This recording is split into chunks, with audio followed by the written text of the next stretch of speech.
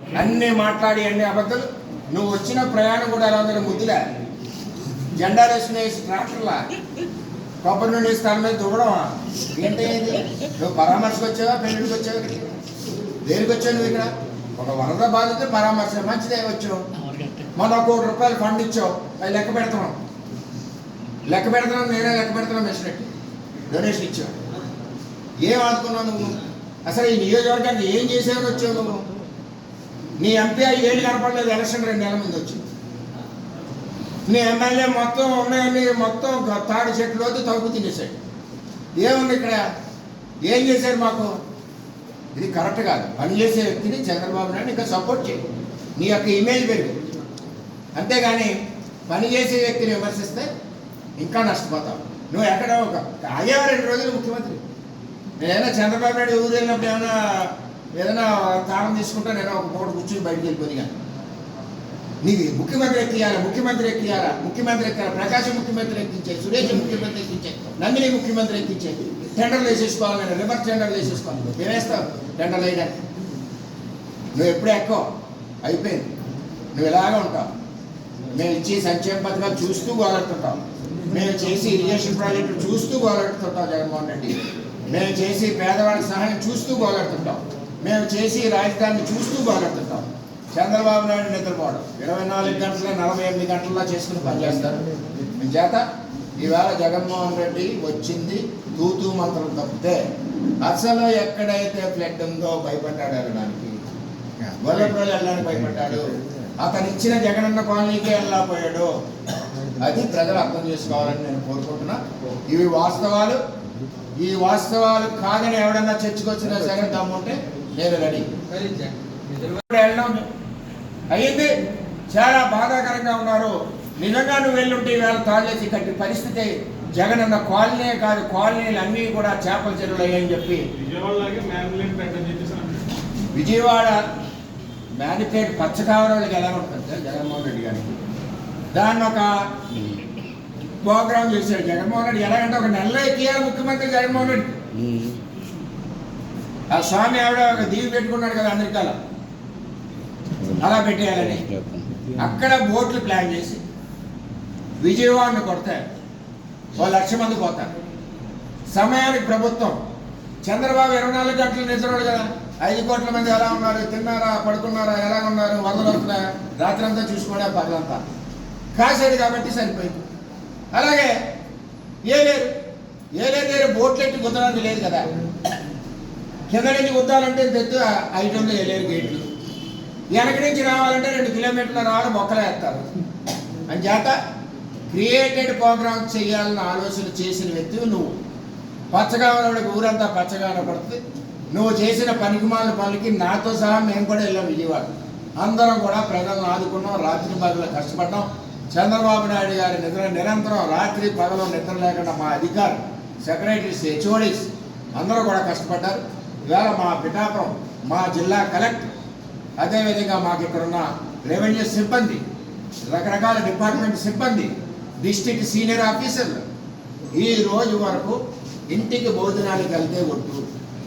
ఆ విధంగా మేము ఇక్కడ పిఠాపురాన్ని సర్వీస్ చేసాం.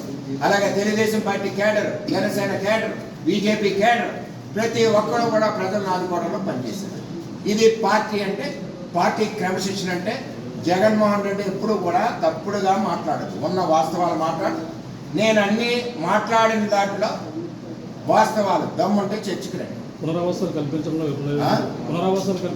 వరద బాధను ఆదుకోవడం నియోజకవర్గం అలా కదండి.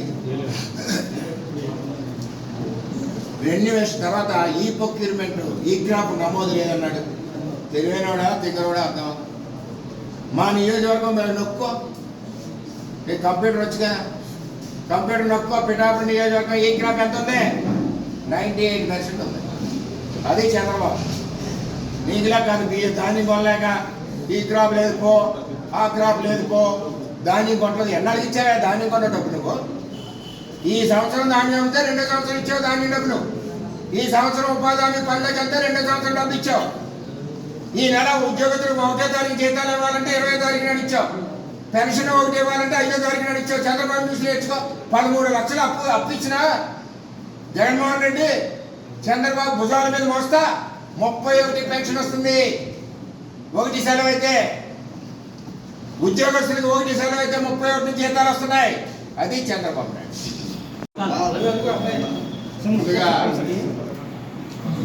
ఫ్లోర్ లీడర్ జగన్మోహన్ రెడ్డి 5 సంవత్సరాలు ముఖ్యమంత్రిగా ఉన్నప్పుడు బురక వేసుకుని ప్రజల్లోకి రాకుండా, ప్రెస్ వారికి రాష్ట్రంలో ఏంటో తెలియకుండా, జీవో నెంబర్లు బయట పెట్టకుండా, ముసుగులో చెట్లు కొట్టుకుంటూ, షాపులు బంద్ చేసుకుంటూ బయట భయంతో తిరిగిన జగన్మోహన్ రెడ్డి ఏ రోజు కూడా మీటింగ్ పెట్టలేదు.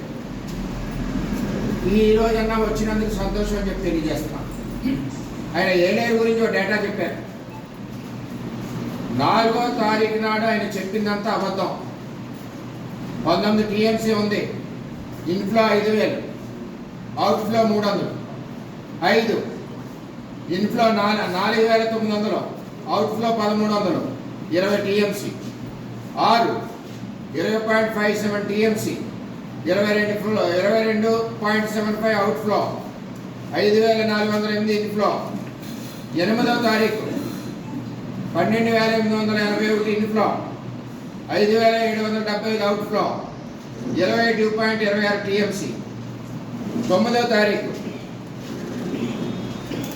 32,519 ఇన్ఫ్లో, 14,775 అవుట్ఫ్లో, 22.56 టీఎంసీ. 10వ తారీఖు 25,386 ఇన్ఫ్లో, 26,345 అవుట్ఫ్లో, 22.56. 11వ తారీఖు 14,766 inflow, 15,635 outflow, project capacity 21.75 TMC. Jaganmohan Reddy, నేను అడుగుతున్నా, నీ మంత్రుల్లో జింబాయ్ అనిల్ కుమార్ ఇరిగేషను, 1 గంట చాలన్నవాడు రాంబాబు అంబటి ఇరిగేషను, ఎవరికి సబ్జెక్ట్ తెలీదు. ఈవేళ లేదా రాసిన ఉత్తరం వేసి చదివేస్తున్నాం. ఇది వాస్తవాలు. Jaganmohan Reddy, project capacity 24.12 TMC. నీకు ఇంకా తెలియదు. బఫర్ ఇంకో 1 టీఎంసీ ఉంది.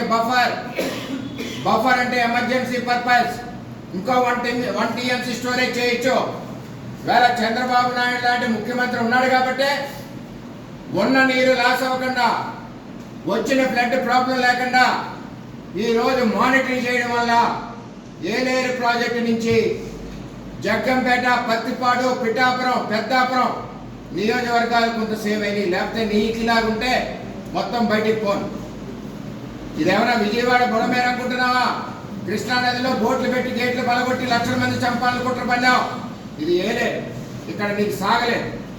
నేను ఒకటి అడుగుతున్నా, ఈవేళ ఏలేరు ప్రాజెక్టులో రాజశేఖర రెడ్డి తెచ్చాడు అన్నావు. 2006 నుంచి తెలుగుదేశం పార్టీ పిఠాపురం పోరాడుతూ ఉంది. 1,00,000 సంతకాలు ఉద్యమం చేశాం, కలెక్టరేట్ ముట్టడి చేశాం, పాదయాత్రలు చేశాం, ఎన్నో ధర్నాలు చేస్తే ఆ రోజు 2009లో రాజశేఖర రెడ్డి భయపడి ఒక జీవో ఇచ్చి పిఠాపురం కాకుండా ఇక్కడికి వస్తే ప్రాబ్లం అవుతుందని చెప్పి ధర్మవరంలో స్టోన్ వేసి వెళ్ళిపోయాయి. ఆ తర్వాత 2014లో చంద్రబాబు నాయుడు నిధులు ఇచ్చి ఫేజ్ 1 70% పనులు చేశాం. స్లూయిసులు కట్టాం, కాలువలు తవ్వాం, అన్ని రకాల పనులు 70% పూర్తి చేశాం. నేను అడుగుతున్నా, ఫేజ్ 1 మీ నాన్న చేసిన దానికి సంబంధించి